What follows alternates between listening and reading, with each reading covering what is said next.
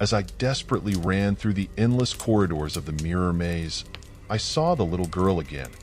Only this time, she was right behind me, her reflection multiplying in the glass, her eyes filled with a sorrow that froze my blood. I've always loved the thrill of carnivals, the bright lights, the cheerful music, and the sense of adventure in the air. So, when a traveling carnival set up in town that summer, I couldn't resist. One of the main attractions was a giant mirror maze, and my friends and I were eager to test our skills. We entered the maze, laughing and joking, unaware of the terror that awaited. At first, the maze was fun and exciting. We giggled as we bumped into our own reflections and tried to find each other in the labyrinth of mirrors. But as we ventured deeper, the mirrors seemed to multiply, creating an endless series of distorted reflections. Our group got separated, and the laughter slowly died down as the sense of disorientation grew. I found myself alone, surrounded by countless versions of myself, each one looking more confused and fearful than the last. Every turn seemed to lead to more mirrors, more reflections, and no sign of an exit. The atmosphere grew heavier, the air thick with a strange, oppressive silence. I called out for my friends, but my voice seemed to be swallowed by the maze.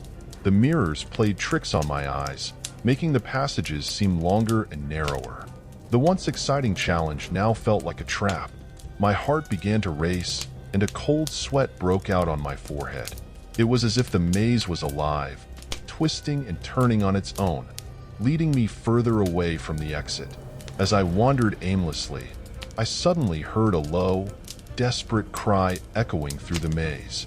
It sounded like a child, lost and scared. I followed the sound, my fear mixed with a sense of urgency to help. Turning a corner, I came face to face with a little girl, standing alone in the maze. She looked out of place, dressed in old-fashioned clothes that seemed to belong to a different era.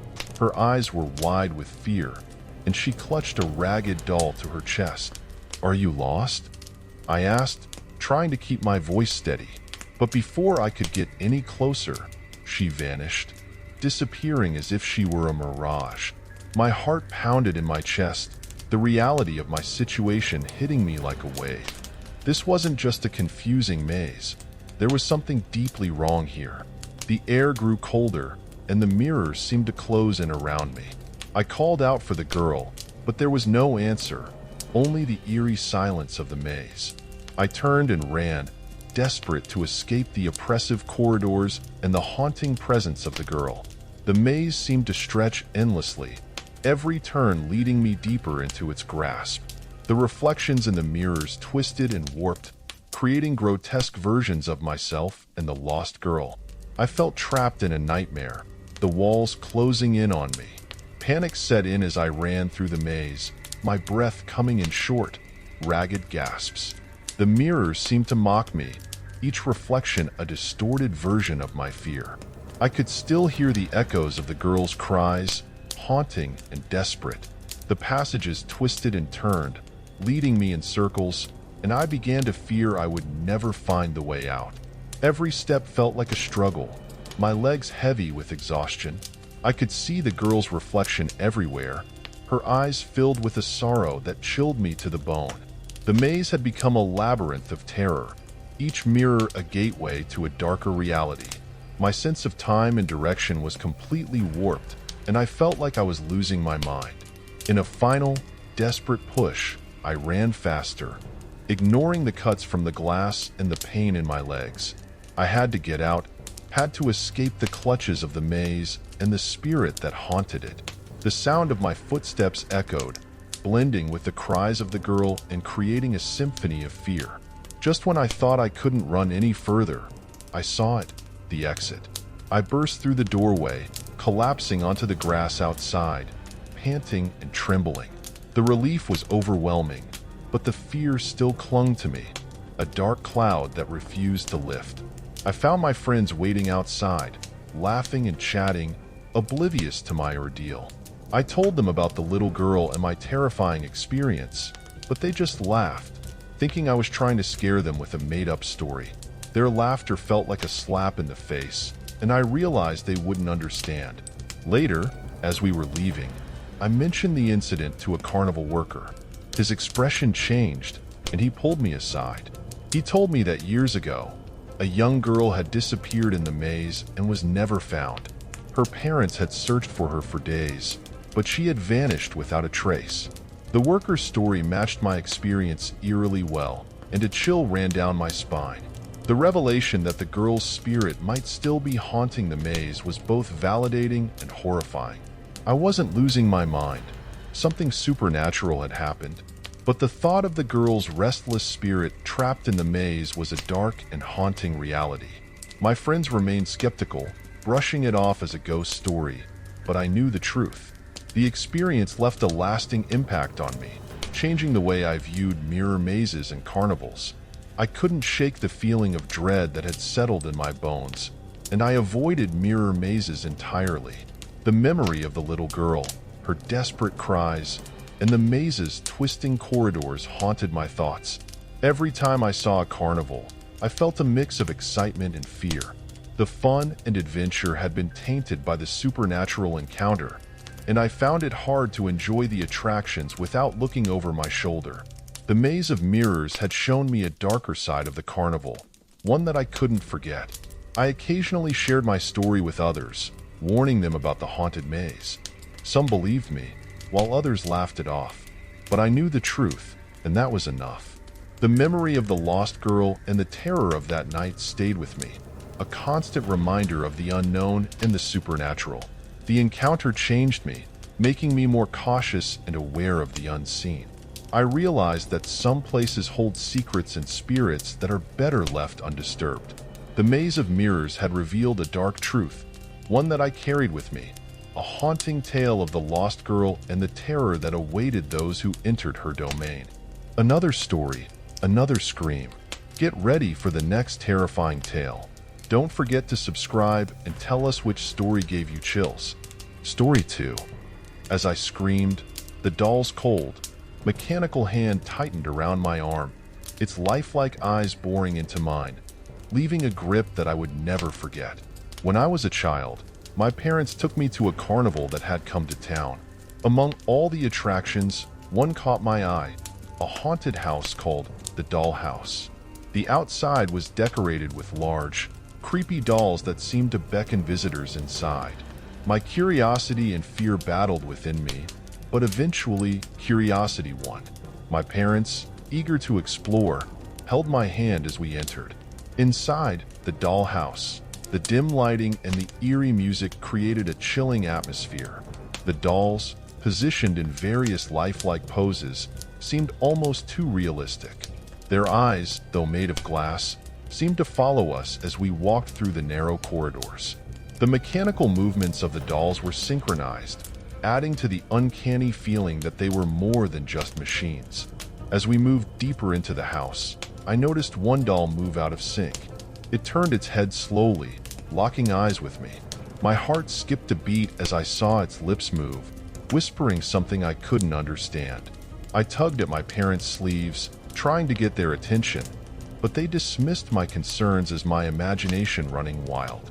The further we walked, the more intense the feeling of being watched grew. Every corner we turned, the doll's eyes seemed to track our movements. My sense of unease grew, and I clung tightly to my parents, hoping the tour would end soon. The deeper we ventured, the more sinister the dolls appeared. Their expressions, once neutral, seemed to shift subtly. Some smiled malevolently, while others looked as if they were crying. The atmosphere became oppressive, the air thick with an unexplainable dread. I noticed more dolls moving independently, their heads turning to watch us pass, their eyes following us with an unnerving precision. A feeling of isolation settled over me, even with my parents by my side.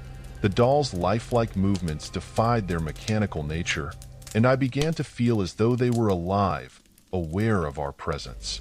The fear gnawed at me, and I couldn't shake the sensation that we were being targeted. I tried to stay close to my parents, but the eerie presence of the dolls made it hard to feel safe.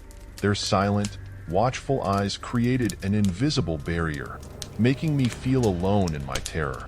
The farther we went, the more certain I became that something was terribly wrong with the dollhouse. Near the end of the tour, my anxiety reached its peak. The doll's movements were no longer subtle. They seemed to come to life, turning their heads and moving their arms as we passed.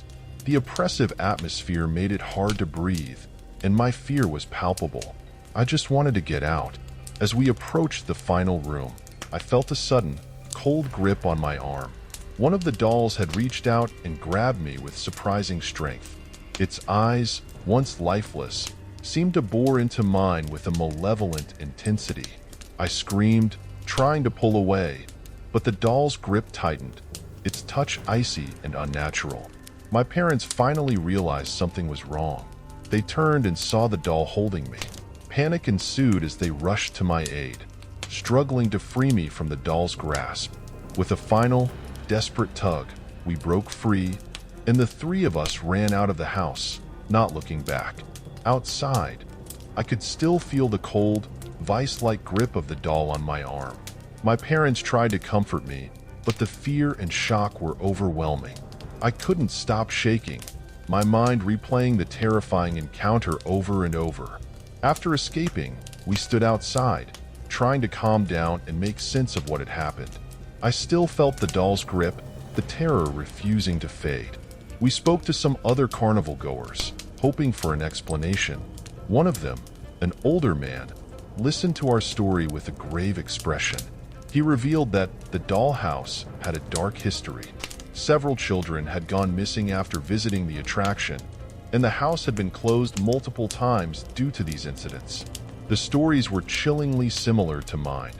Children reporting lifelike movements from the dolls, feeling watched, and experiencing physical contact from the supposedly mechanical figures. The realization that we had narrowly escaped something sinister was both horrifying and validating.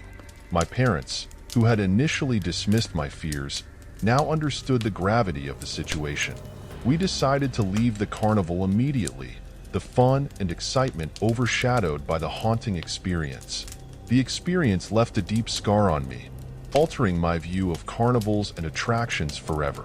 The fear and dread from the dollhouse stayed with me, influencing my actions and decisions long after the event. I avoided carnivals and anything related to mechanical dolls, the trauma too intense to confront. The memory of the dolls, especially the one that grabbed me, haunted my dreams. I often woke up in a cold sweat, the feeling of its icy grip still fresh in my mind. The incident became a cautionary tale I shared with friends and family, warning them about the dangers of the unknown. As I grew older, the fear remained, a constant reminder of that night.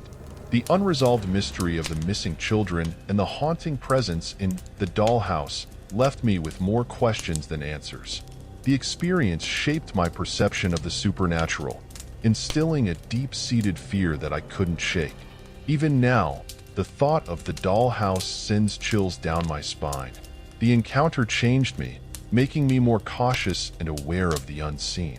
The story remains a haunting chapter in my life, a reminder that some attractions hold secrets and spirits best left undisturbed. Think you can handle more? Here comes the next bone-chilling account. Subscribe and drop a comment if you're still watching. Story 3. As the lights came back on, the box on stage was gone, replaced by a pool of blood, and the man had vanished, leaving the audience in a state of panic and horror.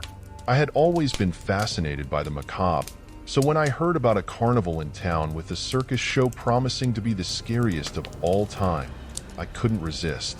I decided to go alone, eager to experience the thrill. The circus tent was packed, and the air was thick with anticipation and a touch of unease. As the show began, the atmosphere grew tense. The performers moved with an eerie grace, their faces blank and expressionless. Despite the growing unease, I was captivated, waiting for the promised horror to unfold. The show started with typical circus acts, acrobats, clowns, and animal tricks. The crowd cheered and laughed. The tension momentarily lifted. But as the night progressed, the performances began to take a darker turn. The clown's smile seemed sinister, The acrobat's movements became almost inhuman, and the animal tricks turned unsettling. The performers seemed to be in a trance, their eyes glazed over as if controlled by some unseen force. Their acts grew increasingly bizarre and disturbing, and the crowd's initial excitement shifted to unease. Whispers of discomfort spread through the audience, but no one left their seats. The tension in the tent was palpable, the once lively atmosphere now heavy with dread. The performers' unnatural movements and the eerie silence between acts created an unsettling rhythm. The audience, myself included, was trapped in a mix of fascination and fear, unable to look away. The ringmaster, a tall figure with a dark, commanding presence, stepped into the spotlight. His voice boomed as he called for a volunteer from the audience to participate in a magic trick. A man sitting a few rows ahead of me raised his hand and was escorted to the stage, the crowd watching in tense silence. The ringmaster introduced the trick, a classic disappearing act with a twist. The volunteer was placed inside a large box, which was then locked and wrapped in heavy chains. The ringmaster's eyes glinted with a strange intensity as he explained the trick, adding an air of foreboding. The crowd watched with bated breath as the trick began. The tension was almost unbearable, each moment stretching into an eternity. The volunteer's nervous laughter was the only sound, echoing through the silent tent. The anticipation and fear grew with each second, everyone waiting for the moment of magic or horror. Without warning, the lights went out, plunging the tent into complete darkness. The sudden silence was broken by the sound of heavy breathing and then terrifying screams coming from inside the box. The screams were unlike anything I had ever heard, filled with pure, unadulterated fear. The darkness seemed to amplify the horror, the screams echoing in the void. The audience was frozen in their seats, too scared to move or make a sound. The air was thick with fear, each scream sending chills down our spines. It felt like an eternity before the lights flickered back on. When the lights returned, the box was gone. In its place was a pool of blood, glistening under the harsh lights. The volunteer had vanished, leaving no trace behind.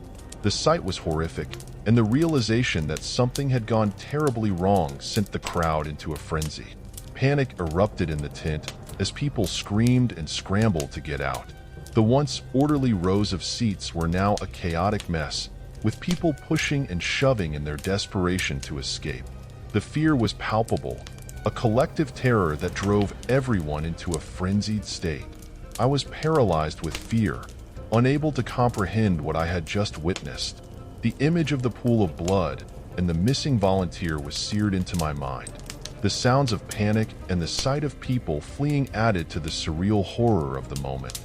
It felt like a nightmare come to life. As I stumbled towards the exit, I saw the ringmaster standing off to the side, watching the chaos with an eerie calm. His eyes met mine, and I felt a cold shiver run down my spine. There was something deeply unsettling about his gaze, as if he was enjoying the fear he had created.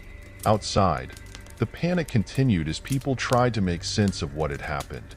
The fear was overwhelming, and I could see the same terror reflected in the faces of those around me.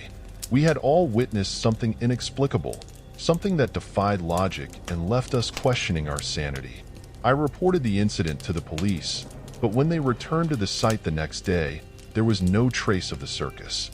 It was as if it had never been there. The police were skeptical, and without any evidence, they dismissed our claims as mass hysteria. But I knew what I had seen, and the fear was all too real. The experience left a deep mark on me. The image of the pool of blood and the missing volunteer haunted my dreams. The fear and confusion of that night stayed with me, a constant reminder of the unknown horrors that lurk in the shadows. I avoided any circus shows from that day forward, too scared to risk encountering something similar. The lingering mystery of the circus and the vanished volunteer added to the fear. I often found myself wondering what had happened and where the circus had gone. The thought that it might reappear somewhere else, causing more terror, filled me with dread. Reflecting on the experience, I realized how fragile our sense of reality can be. The circus had shattered my perception of safety and normalcy, leaving me more cautious and aware of the hidden dangers in the world. The fear of the unknown, the haunting memory of the screams, and the sight of the blood will stay with me forever. The encounter with the Circus of the Damned changed me. It was a stark reminder that sometimes the scariest things are not the ones we can see, but the ones that lurk just beyond our understanding. The terror of that night, the haunting presence of the ringmaster, and the mysterious disappearance of the circus are memories I will never forget.